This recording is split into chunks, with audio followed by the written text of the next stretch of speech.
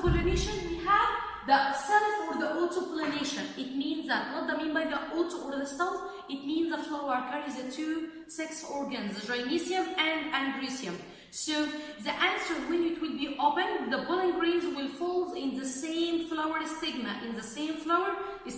So it will be called auto or the self, because the pollen grains will be transferred to the stigma of the same flower, or maybe in the same plant. And we have the second type, which is the cross-pollination. What do I mean by the cross? It means that we have the flower and another flower. This is the male and this is the female. The pollen grains will be transferred to the another flower. So it will be called a cross-pollination. Let's continue. This cross-pollination, it may be take place by the bees or the butterflies.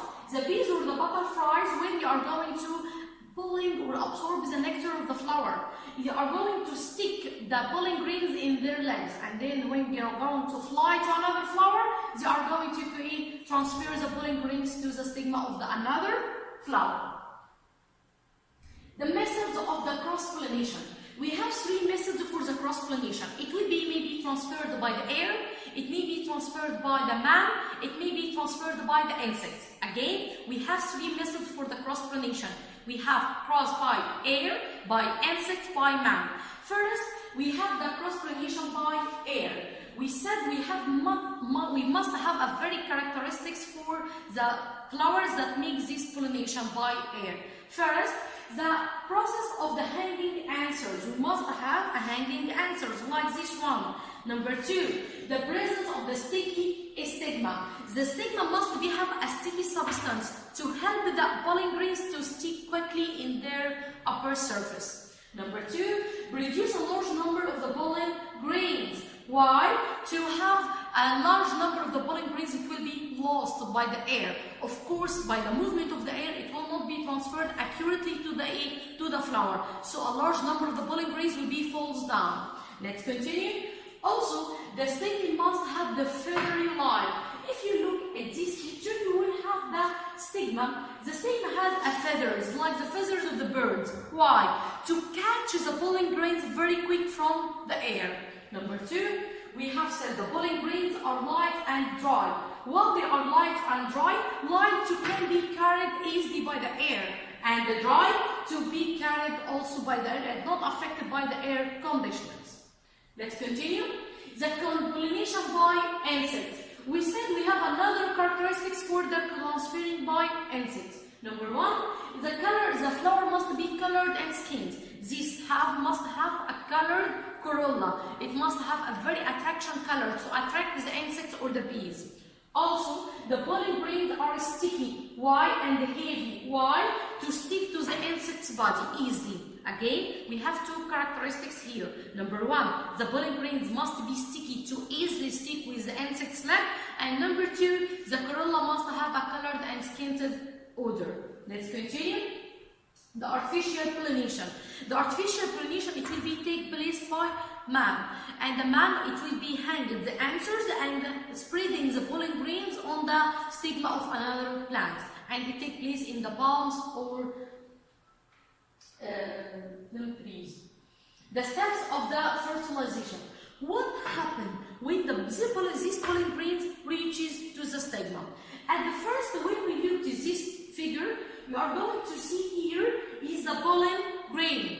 The pollen grain quickly forms what is called the pollen tube. Pollen tube. As you see, this long tube. This long tube, it will reaches to the ovary of the gynecium. And this long tube, it will be called the micropyle. It will be entered from the ovum and by the opening, which is called the micropyle. This micropyle, it is the opening where the pollen grains will enter to the ovum. And after this, the top of the tube, it will be disintegrated or dissolved, and then the nucleus of the pollen grains will enter to the nucleus of the ova. And you may go on to make fertilization, the second step of the reproduction. The second step, the union of the nuclei of the ova with the nuclei of the pollen grain, and forming zygote and forming zygote. And this zygote is going to make a many quick division to form the embryo, to form the embryo inside the ovum. And the embryo inside the ovum, it will be developed to form the seed. If you look at this, this is the seed. And the ovary, the tissue of the ovary is going to continue its development to make the fruit that you are going to eat. So the fruit consists of the outer envelope, which is the pericarp, and the tissue of the fruit, which is the ovary in the past, and is the seed inside the fruit. It will be the zygote or the embryo that will resulted from the fertilization of the nuclei of the pollen grains and the nuclei of the ova. Let's continue. The rules of plant reproduction. This is the picture for helping you to illustrate the transferring of the pollen grain to the ovary of the plant, and then we have saw that there are much type of or much number of the seeds inside the ovary. This means it will be dicotyledon, not monotypic. Let's continue. The first picture, this is the anther as we see, and this is the stigma. After the pollen grains falls on the stigma surface, and it will forming the pollen tube and enter to the ovary by the opening, which is called, yes, micropyle. The micropyle, as we saw here, it is the opening where it allows the nuclei of the pollen grains to make fertilization with nuclei of the ova. Here we have the embryo development. This is the picture for the seed, where the ovary of the ovum, it will be converted into to be the seed. And around the seed we have the ovary, which will going to form the tissue of the fruit. Let's continue. Second part in our lesson is asexual reproduction. In the beginning of the lesson we said we have the sexual. What do I mean by sexual? It means it needs the sex organs, the male and the female flower. But in the second part, asexual reproduction, it doesn't need male and the female flower. It will be produced without the presence of the flower, and also this type it will be called the vegetative reproduction. So the word asexual reproduction means vegetative reproduction. We have two types of the vegetative reproduction. We have the natural vegetative and artificial. The natural vegetative, it will be carried by many ways, maybe by the rhizomes, offshoots, chromes, tubers, and bulbs. Let's start with the first one, the tuber. The tuber, if you look at the potato in your home, you will find a very small holes on the potato. This is called tuber. If you got any of these tubers of the sweet potato or the potato and you are going to cultivate it in the soil, it's going to produce a new plant. So we have going to produce new plant by the tuber. This is small bud in the potato or the sweet potatoes. Number two, the artificial reproduction. The artificial reproduction, it has many types. We said the natural, it takes place in nature without interference of the man. But the second one, the artificial, it will take place by the interference of the man. First, we are going to reproduction by cutting. But what is the cut? This is a plant. We are going to make the cut or take a part of the plant leaf or stem or roots to make cultivated it in a specific soil. Let's take a part. This is the steps of the reproduction by cutting. This is a plant.